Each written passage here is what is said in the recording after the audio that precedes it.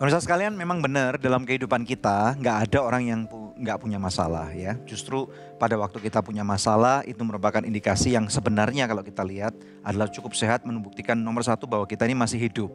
Nomor dua bahwa Tuhan berkuasa. Artinya gini pemirsa sekalian, yang saya dapati semakin besar rencana Tuhan terhadap kehidupan seseorang, semakin getol pula iblis untuk menghancurkan kehidupan orang itu.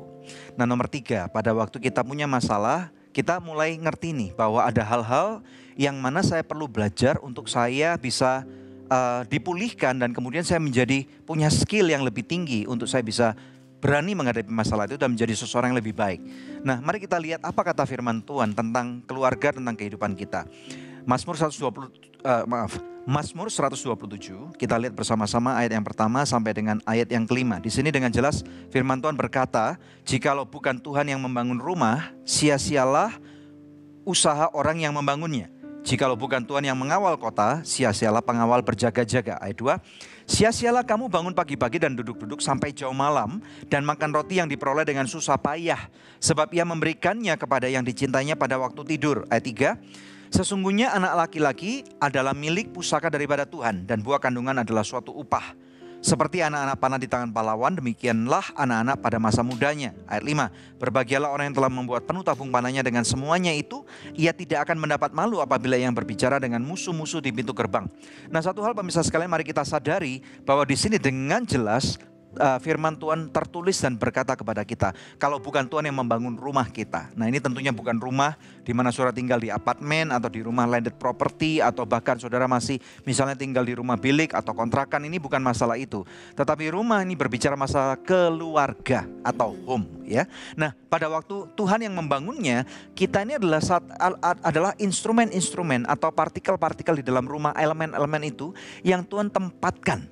Nah, kalau kita mengetahui fungsi kita dengan baik, kita mengetahui peran kita dengan baik, maka kita akan menyadari bahwa Tuhanlah yang mempunyai ide untuk saya menikah dengan istri saya menikah dengan suami saya.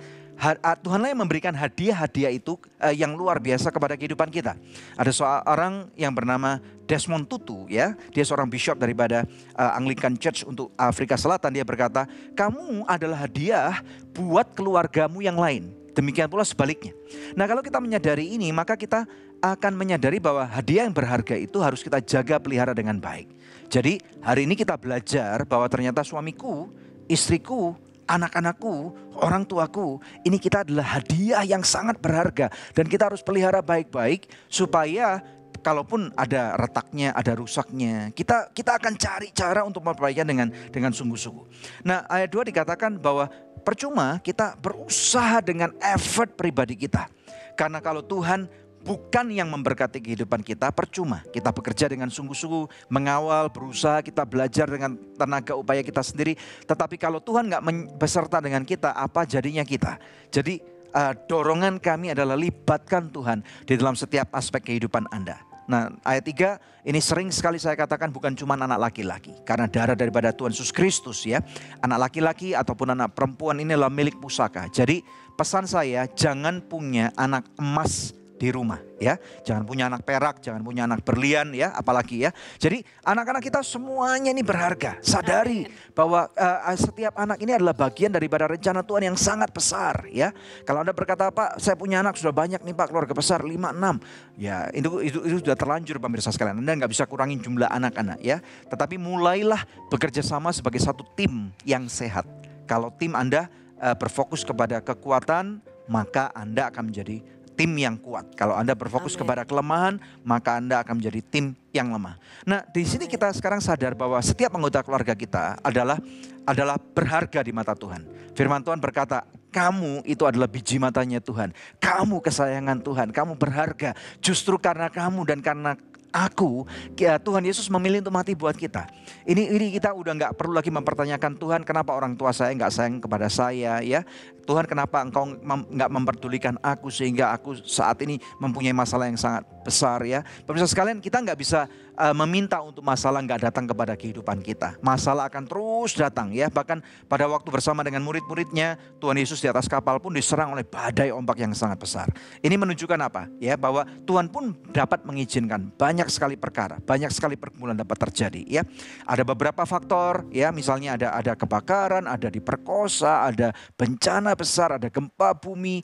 Kita nggak bisa menilai, maksudnya mengatakan bahwa kalau skala besar, masalah tertentu yang terjadi berarti Tuhan nggak menyertai saya. Percayalah, Tuhan ada bersama dengan Anda. Amen. Bahkan di tengah-tengah kehancuran, di tengah-tengah kefrustasian Anda, bahkan beberapa daripada Anda berkata, saya akan segera mengakhiri kehidupan saya. Percayalah, di saat-saat momen yang terpuruk sekalipun, Tuhan ada di sana bersama dengan Anda. Amen. Tantangannya sekarang, mau nggak Anda menerima Dia? Kalau Tuhan sudah menerima Anda apa adanya, maukah sebaliknya Anda menerima Dia apa adanya? Terima masalah-masalah yang Anda punya sebagai bagian daripada Tuhan turut bekerja mendatangkan kebaikan. Dan saya percaya pada waktu Anda mulai membuka diri dan Anda mulai mengakui kesalahan, kebodohan Anda sekalipun, di sana Tuhan mulai turut bekerja. Anda tertantang untuk menjadi orang yang lebih baik. Anda tertantang untuk mengalami pemulihan antara orang tua dan anak. Kalau iya, mari kita berdoa bersama-sama. Bapa, dalam nama Yesus berdoa untuk setiap pemirsa Good News Program. Kami percaya Tuhan bahwa masalah ini tidak akan menghancurkan kami. Tetapi masalah ini akan menjadi satu batu lompatan buat kami untuk melihat kemuliaan-Mu dinyatakan. Tuhan, terima kasih kalau melalui episode ini kami boleh belajar untuk berani mengakui masalah kami. Kami boleh belajar Tuhan untuk berani mengakui ada bagian daripada masa lalu kami yang belum selesai.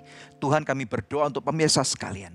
Pada waktu mereka mulai berbuka diri, Tuhan berikan mereka hikmat untuk lebih lagi Tuhan sadar bahwa kami perlu firman-Mu. Kami perlu Tuhan berjalan bersama dengan Kau. Berdoa untuk setiap pemulihan, berdoa untuk setiap kehancuran daripada pada waktu Engkau menghadapi kehancuran permasalahan.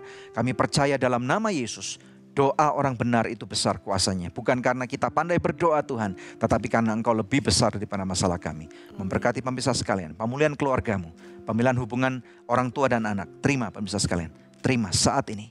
Kebenaran Tuhan pasti akan ditegakkan. Kenyataan daripada masalah-masalah saudara ini pasti akan dihancurkan melalui kebenaran yang ada. Terima saat ini.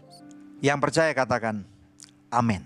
Halo teman-teman sekalian, Anda baru saja menyaksikan sebuah episode Good News Program, atau mungkin Anda juga menyaksikan video-video tayangan yang lain yang kami pernah upload pada channel @Anugerah Ministries. Dan saat ini secara pribadi pula saya mengajak Anda untuk berpartner bersama dengan kami, sehingga lebih banyak lagi tayangan-tayangan yang luar biasa.